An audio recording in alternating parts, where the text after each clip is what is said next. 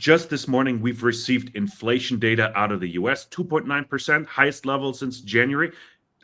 Data was as expected. No big surprises.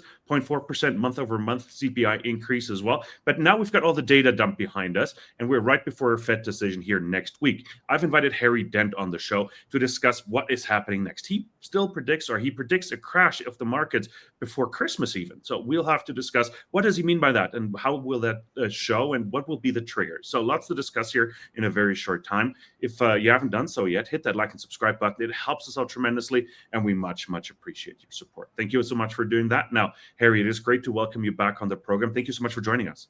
Yeah, nice to be back, Kai. Yeah, Harry, really looking forward to this discussion. As I said, we're just at the right between data dump, getting all the U.S. economic data that we could use for a Fed decision. Maybe we'll start there. Maybe just to generalize a little bit as well. What was your main takeaways from last week's overall data dump, jobs report, jobs revision, and now inflation data? Well, it was pretty much as expected, except the jobs number. In other words, the CPI came out a little hot, and the PPI, the producer price index, the wholesale level, came out less than expected. But the jobs report at 22,000, that was the shocker. And it's not a shock to me for a simple reason, Kai. We have been stimulating this economy for 16 and a half years now.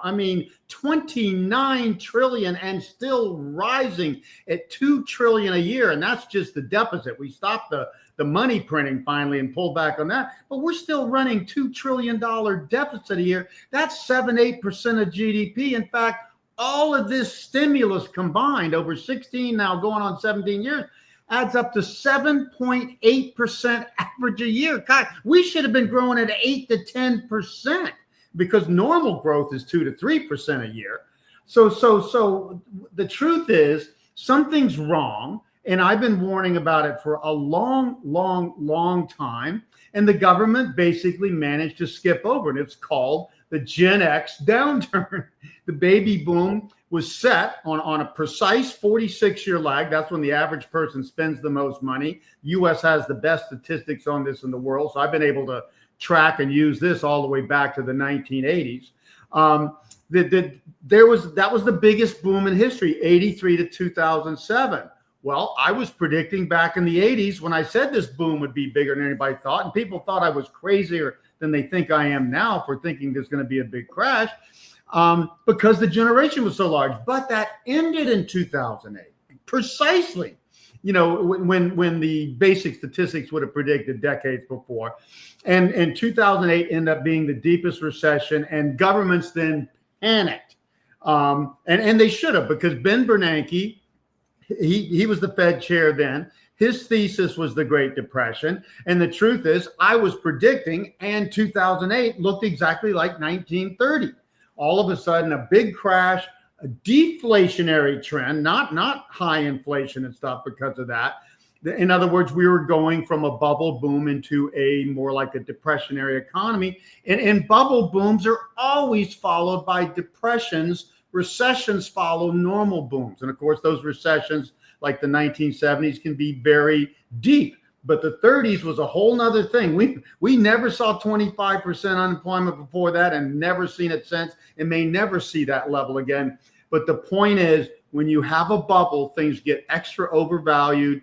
The conditions are so good, strong growth, low inflation. That was the roaring 20s. That was the 90s. And then again, from 2002 to 2007.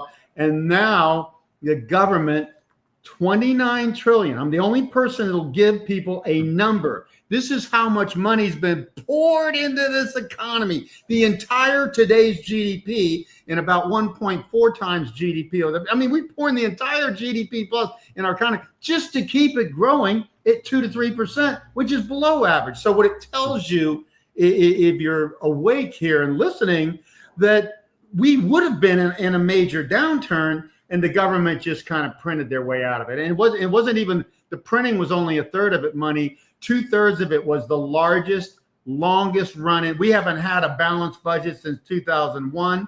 And since 2008 recession started, when they really kicked up the stimulus and everything, 29 trillion and and 19 of that was deficits, and that's what we're still running. So this is the truth.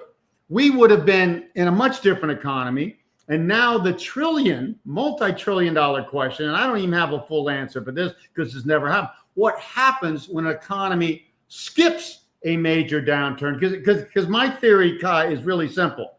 Because I was in the turnaround business in new ventures in the 80s. That's where I started after Harvard Business School. And Bain and Company, we did the same thing with Fortune 100. Companies in trouble. But when companies get in trouble, something great happens. They make big changes. They refocus and get to where they should be. They cut costs dramatically, especially fixed costs, which nobody ever looks at. When I was a turnaround manager, first thing I looked at the fixed costs. I didn't want to hear about anything else. I knew I could cut them in half if they're in trouble, and at least 20-30% if they're doing well. So that's what happens. Recessions are not bad. We've had a recession, a major recession, a substantial, every decade, usually in the first couple of years, like 19 to 80, 82, and 2000, 2002, that sort of thing.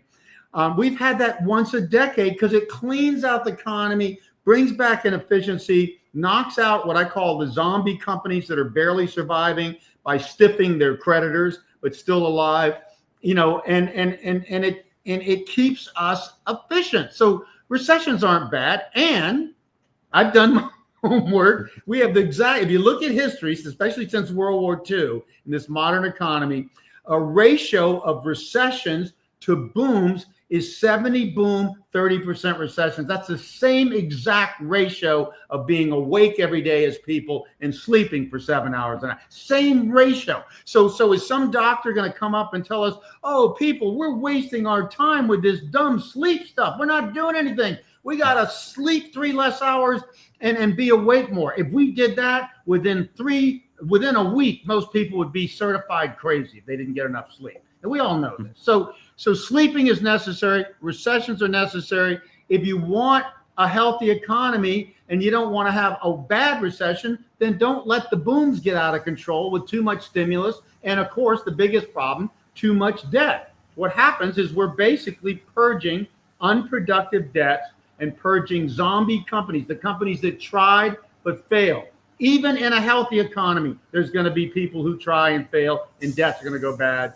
And when it gets overextended, I mean, we can't even compare this, Kai, to any boom in history and how long this boom has lasted, how much debt has been accumulated in it in all sectors. I mean, government, consumer, financial, and business, okay? Everybody's gone into massive debt. The government debt's only a quarter of it, okay? It's not even the biggest thing, and it's not what defaults. The government can print money to pay their debt, so they don't default. So I think we should have seen this second downturn to complete the first one. The first one was 2008 to 9 when the baby boom stopped spending. And again, I predicted that, Kai, to late 2007 top, 25 years before it happened. Okay, that's how predictable that was, because that was the peak of the 46-year spending peak of the largest generation in history. Calculate that down to the year. Okay, now, but this stimulus has gotten us out of what should have been the second downturn. That should have happened around 2019 to 22, just like it happened in the late 30s after the first Great Depression hit. And then we would have come out of it clean, healthy, ready for the millennial boom. And the millennial boom is precisely late 2023 into 2037 before it plateaus for a long time. That's going to be a very unusual boom with a long plateau, but its rise is short, just basically 2024 through 2037. We're in that now. That's why the economy all of a sudden started doing better in 2024 after tightening, after 525 basis point tightening and cutting the balance sheet, $2.6 trillion. This was tightening, and the economy turns around and starts to do better. It's because the millennials are kicking in. The reason we've had all this debt and all this printing money and stuff was to cover over the downturn from Generation X. Okay, so the millennials are picking us up now. We don't need stimulus in the future. We won't need to, but we're still carrying all this debt. Okay, and that's the problem. We have to purge these debts. It's healthy for the economy to do so. So I think we're going to see the downturn we should have had from 2020 to 22, about 2.5, 3 years, just like in the Great Depression, just like in the early 80s, just like in the early 2000s. You know, that's what happens, okay?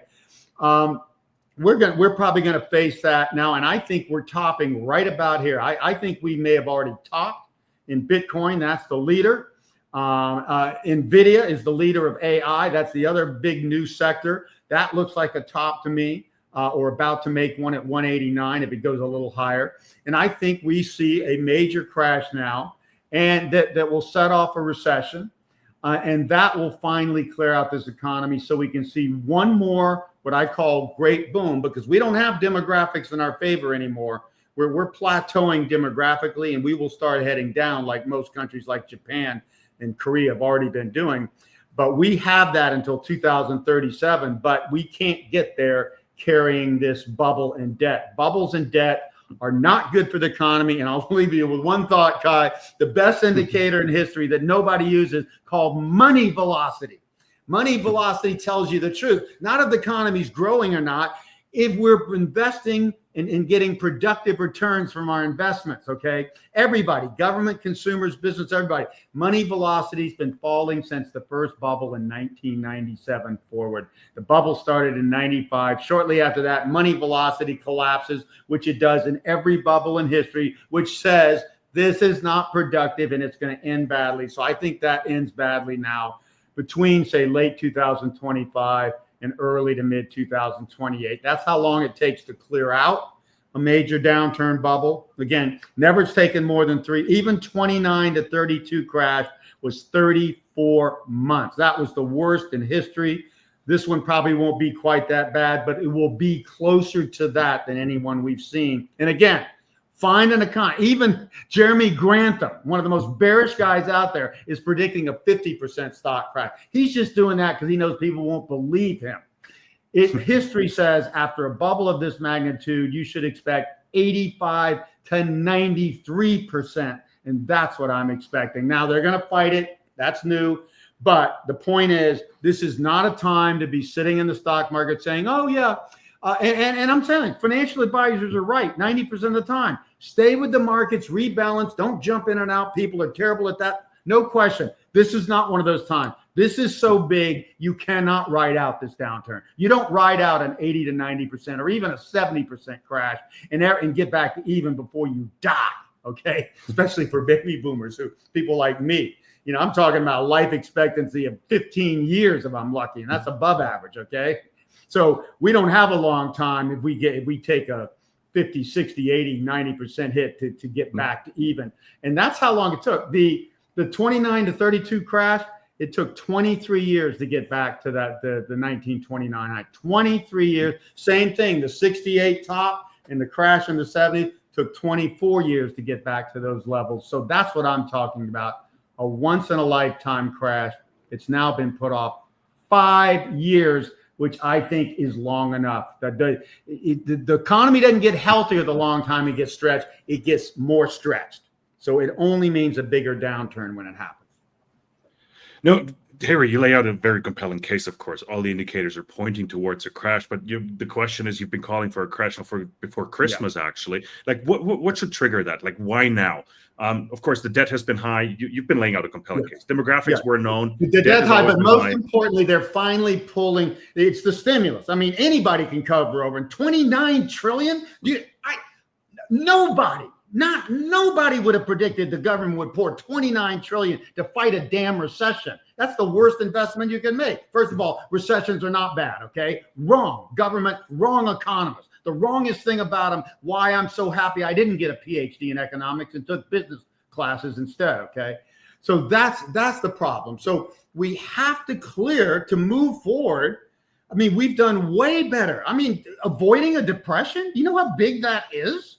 That's the biggest thing, the biggest intervention in the economy in history times 10, Kai. There's nothing to even compare. We didn't do this in the Great Depression. I always assumed, they printed a bunch of money. No, they didn't print hardly any money back then. They ran deficits because their revenues went down, but they didn't intentionally run huge deficits and stuff, okay? So this is a first. And all I can say, all I've learned, bigger boom, bigger bubble, bigger burst. And again, I dare anybody to compare the boom that started with this stimulus in 2009. March of 2009 was the bottom, and that bottom would have come another year later and been deeper, okay? But from that bottom here, you cannot compare any stock run in history to this in magnitude, in length, in height, in bubble. So the burst has to be bad. And they're going to fight that too, but they're going to have less credibility. I mean, when people keep saying, wait a minute, we keep having a bubble, and then we burst, and then the government saves us, and then we have a bigger bubble, and then we burst again. At some point, even an idiot gets, this doesn't work.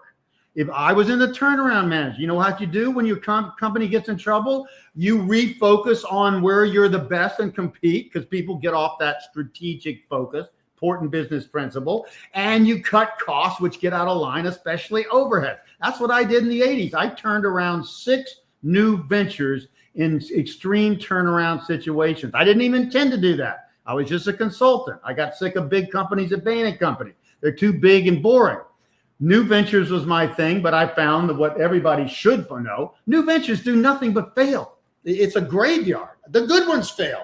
Everybody fails. The good ones just survive it and keep going. And while 90% of their competitors go under, which is to their advantage. So I learned that challenges are not bad. That's why we grow if we don't have challenge. You can't always be nurtured. Things can't always go good. But what you have to do is the companies I turned around, I saved, they would have died if they didn't have professional management. They were run by a founder. They didn't know anything. They didn't go to Harvard Business School, which isn't, Pandora's box or anything, but it does teach you the basics of business. And, that shakeouts are exactly what doesn't kill us makes us stronger. The economy wants to let 1,000 flowers bloom, as it did in the 70s and 80s. And any entrepreneurial period, the late 1800s, early 90s, there's periods of high innovation, new ventures, new technology. Well, they have to grow up. They have to get tested and shaken down to the best. And then they move mainstream out of their massive efficiency and raise our standard of living more than any time in history and what we can afford and do. That's how the economy grows. And then the only economist I really love is George Gilder, because he says the secret to capitalism is not the opportunity to grow and succeed. Yeah, duh. It's the opportunity to fail. Centrally planned economies do government industries and state-owned operations and then protect them from failing. That's why they're so inefficient. Free market capitalism allows nobody. Vision is way overrated, okay? Nobody knows what's going to succeed exactly. Not even Steve. He knows it's a new thing. So it's a supercomputer in your palm connected to the world. When he said connected to the world in the late 70s, he didn't even know what the internet was. It didn't even exist. Wasn't even close yet, okay? But he knew they'd somehow be connected.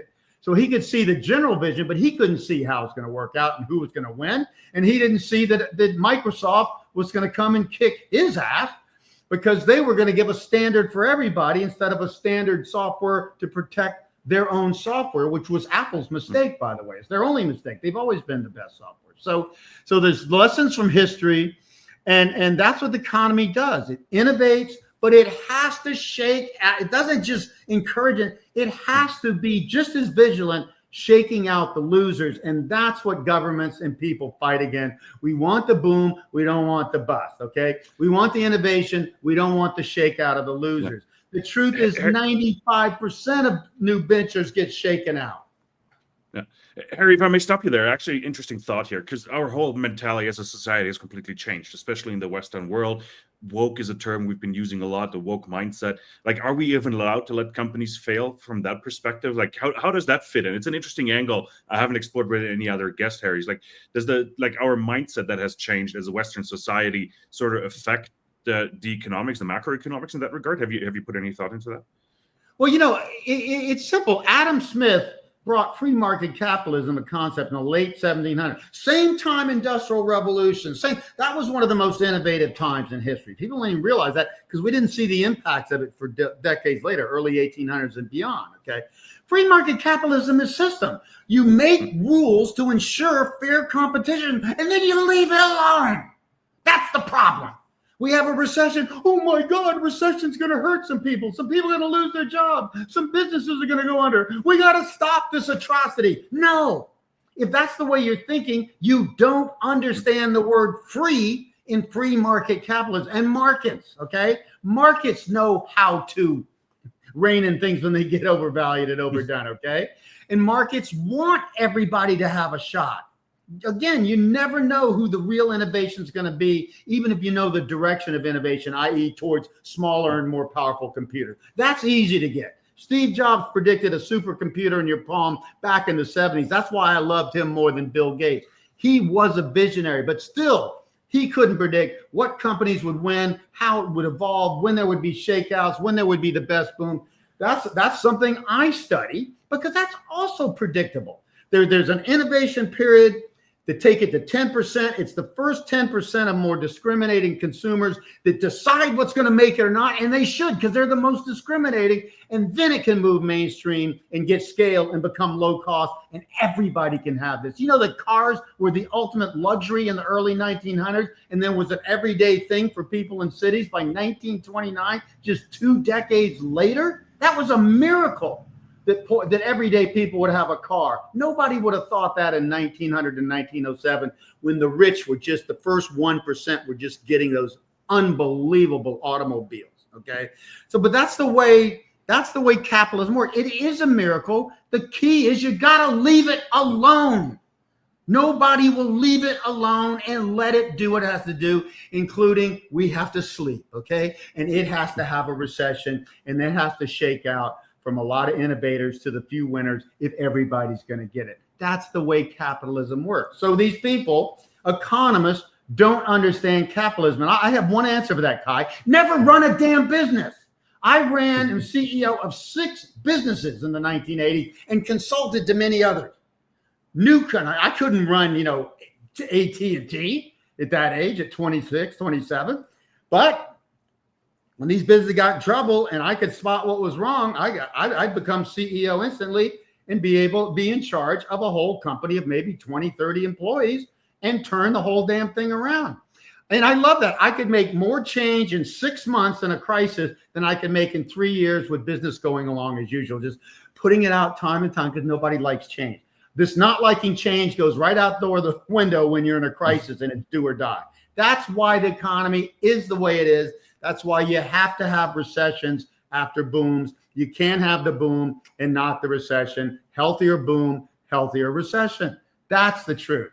This is not going to be a healthy downturn because we've had the most debt-ridden zombie companies. Look at the charts on this. Debts at unprecedented levels and zombie companies at unprecedented levels. There's no way this ends well, and it shouldn't, because we have to wash this stuff out of the economy or we'll never have, free market capitalism will look like it failed. It didn't fail. Governments decided they knew better. No, absolutely. That question is like why is it different now? Like you've analyzed all the bubbles since the 80s there, Harry. Did you ever identify like a potential trigger? Like we have the Fed meeting coming up next week. Is that a trigger? Are there even triggers, or is it just a bunch of dominoes that have been lined up and the wind just blows over the first one? Like nobody will ever see this coming. Nobody will ever prevent it. The trigger is when you get this much debt and this many new companies and new ventures and people borrow all this money, they'll start. Some of them will start failing, and then the more they fail, the more people say, "Oh, there's debt failures," and then when they go, "Oh my God, there's many more coming," and then the sentiment turns negative. The government will never do the right thing. We'll never see this happening.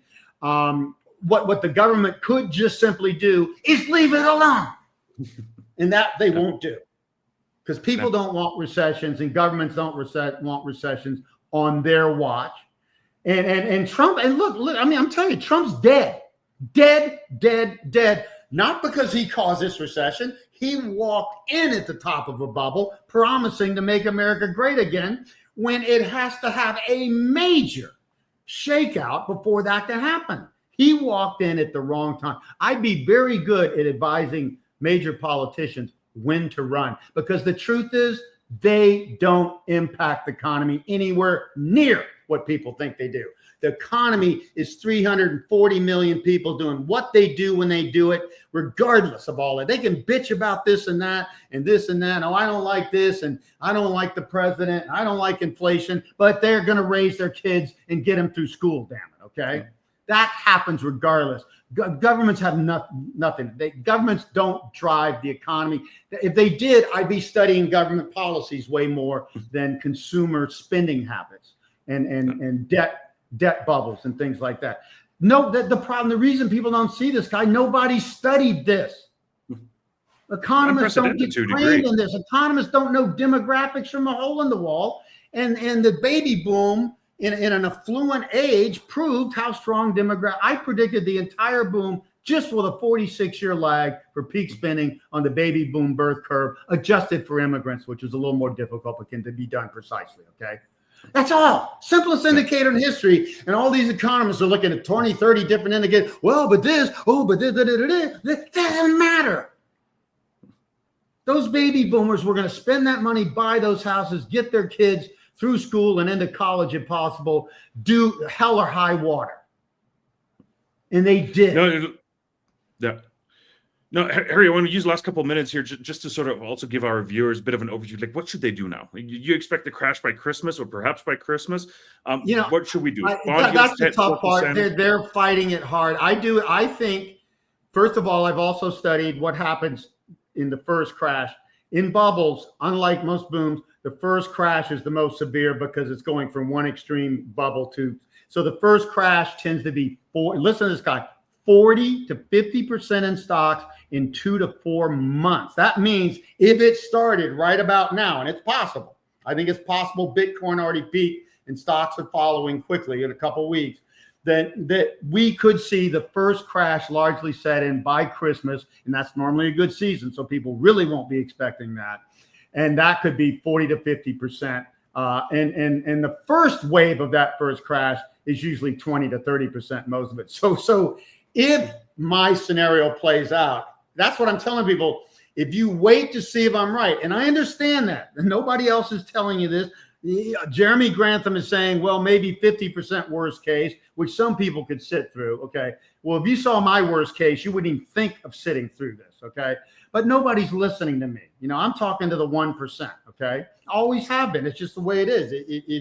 If you didn't go play by the rules and don't hang out and drink scotch with the Yale economists and stuff, you're not going to be in the mainstream. Okay. And I've never been and don't care to be. I just study the truth, and whoever wants to hear it. People don't. What did Jack Nicholson say? You can't handle the truth. Okay. People don't like the truth, especially when it's bad. So nobody's going to see this coming. But when it does, by the time it happens, most people will sell out near the bottom of that first crash down 50%. Watch that retrace about half and say, oh my God, I jumped out a long time. Then they're going to jump back in and they're going to get whacked again. And it's going to be very painful. And I can't prevent that. I can just, the people that'll listen to reality, I can say, this is what happens. And again, I deal with only facts. This is actually what happens. And here's the phases of a crash. Here's the phases of a 4-stage cycle: innovation, growth, boom, shakeout, downturn, maturity, boom. I can do everything's factual. Everything's proven stuff that's happened before. But to get people to listen, that's the hard part. And it's just, I'm not going to be able to warn many people. If